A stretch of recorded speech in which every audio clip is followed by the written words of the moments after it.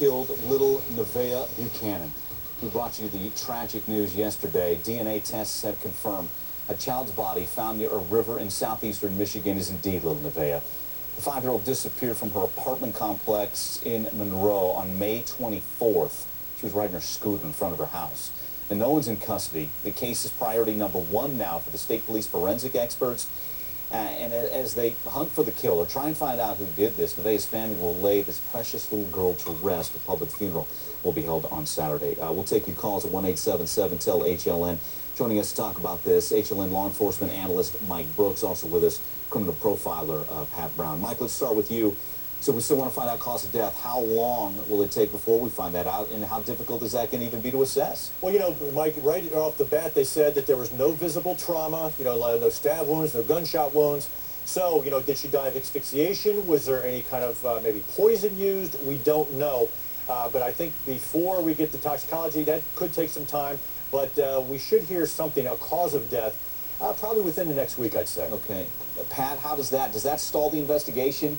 Does that stall as your work as a criminal profiler, not knowing how she died at all? Well, I think the bigger concern is not so much that, but that if there's no visible signs like the gunshot wound or a stab wound of some sort, that means that there's going to be harder to find evidence at the location wherever this happened, wherever the crime scene was, because if she's been asphyxiated or strangled, that means there's probably no blood at that location. So that's one of the things you always hope. You go there and you remember the motel room they went in, they found all that blood.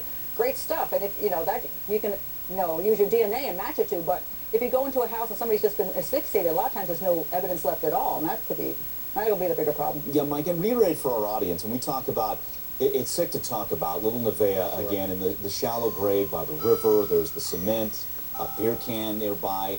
With all that said, and decomposition factored in, I mean, how much evidence is really going to be found here? That precious DNA that you need. The forensics to nail somebody to this? Well, you know, Mike, it's hard to say, but you know, you hate to talk about it. If she was molested by the person who took her, if he had, you know, kissed her or something of that nature, there could be some of his DNA, saliva, that kind of thing on the little girl's body. You know, we don't know if there is, but these are some things that medical examiners will take a look at. They're also going to take a look under her fingernails. Did she try to fight off her offender?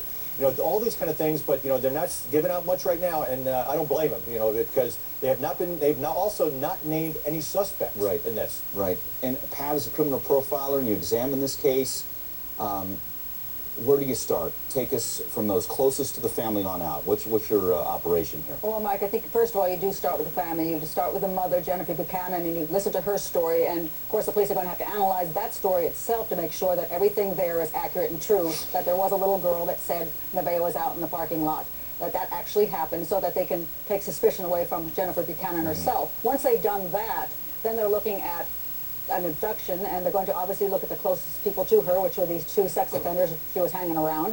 And that's a good place to focus because, of course, you know who they are. So if they were involved in some way, there's a chance you'll find the evidence. The biggest problem is, if this is a strange abduction and it's not those 2 men, then you have no idea who it is, and all this time has been passing. And by the time, if you ever find out who it is, you get to their car, you get to their home, they have spent all that time washing everything down and getting rid of everything. That's when it becomes very difficult to actually arrest and convict somebody. Yeah, again, you mentioned their names, George Kennedy, Roy Smith, not suspects.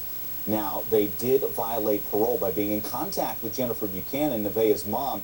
Neither was supposed to have contact with anyone who had children, so we know that. We'll pick up the conversation after a quick break and take your calls at 1-877-TEL-HLN.